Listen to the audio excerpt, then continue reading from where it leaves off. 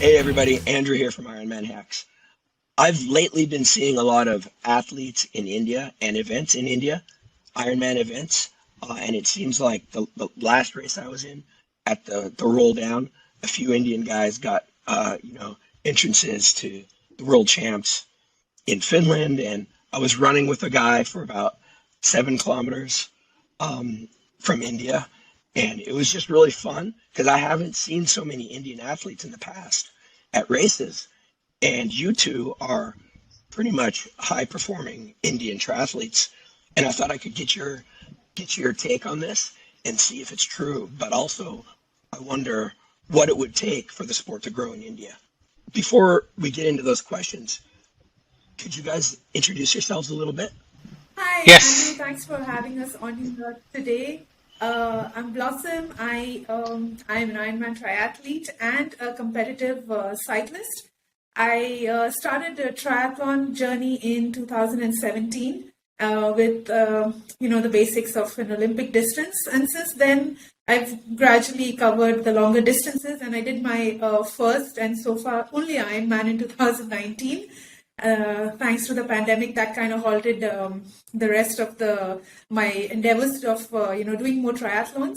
I also qualified for Ultraman. I did register for Ultraman Canada. I was supposed to do that in 2020, but because of the pandemic and that got pushed to 21, and then due to personal reasons, I decided to pull out from that, and I focused on cycling. Right now, I've dedicated 2022 to competitive time trialing, and I recently finished a race yesterday. Yeah, yesterday, where I qualified for the state level, and hopefully that will get me to nationals. That's the goal for 22. But from 23 onwards, I'm going to come back to triathlon. Yeah, I'm Dr. Kaustubh Radkar. I'm a former Indian national swimming champion from 1995 to 2000. I went to the US on a swimming scholarship, and then 2008 got into triathlons. Did my first Ironman in 2008 at Arizona. Since then, I have gone on to finish 32 more. So I sit after finishing 32 Ironmans that include the 2017 World Championships at Kona, and then the 2022 World Championships at St. George. I have finally qualified for the 70.3 World Championship, which will take place next year in Lahti, Finland. So, yeah, that's all about me, I guess. I did Ultraman in 2017 as well. Wow, so you go way back. I mean, what was the sport like in 2008 in India? It was non-existent. Nobody knew Ironman in India. All of a sudden, Anu and me were the first Indians to do an Ironman race, and people didn't even believe those distances existed, let alone you had to do them back to back, and you didn't have 3 days to do it. I think 2010 is when we saw a couple Indian athletes finish Ironman Kalmar, I think for the first time, and after that it has continued to grow. Excellent. So, what do you think it would take for the sport to grow in India? I mean, I've visited India lots of times, and I just can't imagine riding my TT bike in some of those places. But I'm sure if you get out in the more rural areas, there must be some great spots to ride. I'm sure, right? Yeah, I mean, infrastructure is huge. We just had a whole bunch of athletes from the deep western part of the state I am in, and they only have one swimming pool, which shuts down in the winter. So if you want to create better athletes, obviously, starts with swimming, because most Indians are really scared of the water. We see swimming as life-saving, but we don't necessarily have the technique needed to excel, not only in swimming, but obviously during a triathlon. Road conditions are a huge factor, like you mentioned. Obviously, even in the city I live in, Pune, I very rarely go out. I don't risk it. Yeah, some of the rural areas do have better road conditions, but we're still dealing with traffic issues, and so until and unless there's government support and a massive education to respect cyclists and runners. Once that happens, I think you will see even further growth. But in a country so big and diverse as India, with so many different cultures and regions and languages, how could that kind of message ever go out uniformly or universally and everybody try to get it at the same time? I mean, it's going to take decades and decades, right? I think it's a long road ahead. The difference between India and the rest of the world is actually India is used to seeing people on cycles because, Okay. motor vehicles came in much later, and unless you had money, you really didn't have, a motorbike or a car. So people are used to cycles. It's just that when you have a fancy cycle, that's when they really want you out of their way.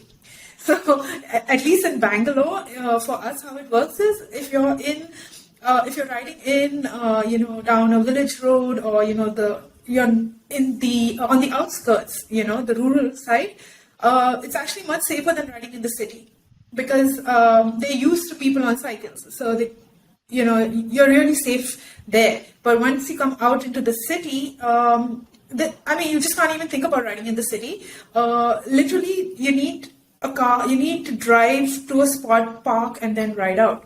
And we're riding on highways, which you've got vehicles going at like 120 kilometers an hour, and it's really scary. Those guys don't care about us, and so we literally go out every day, and that's a risk we take. I mean, that's the only way we'll be able to train long distance.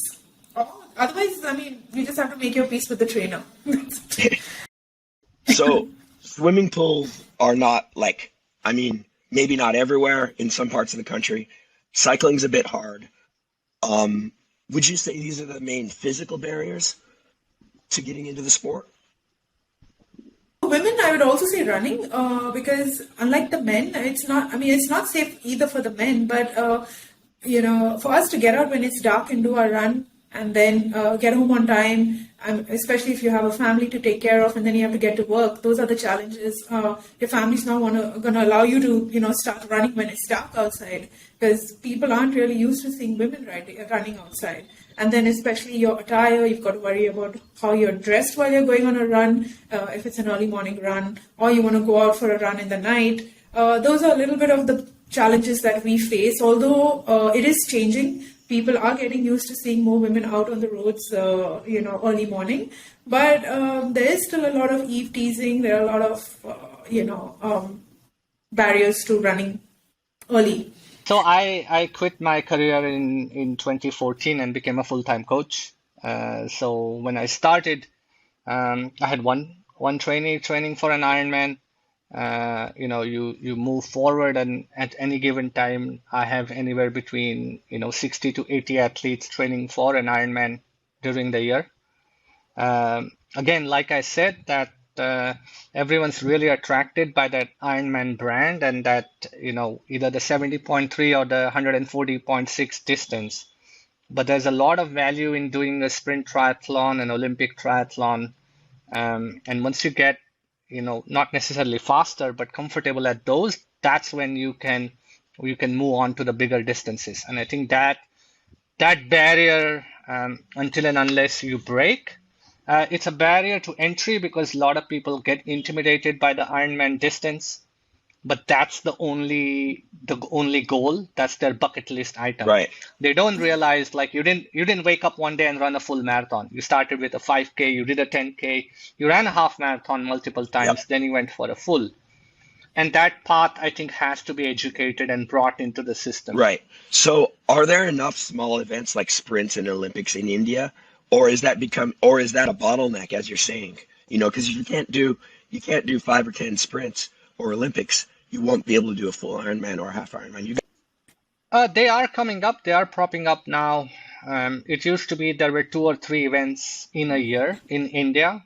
And now I would say every other month there is at least a sprint Olympic and a half iron distance event happening in parts of the country that we didn't really think could host. So like Chandigarh had one, the Tough Man, just a couple of weeks back.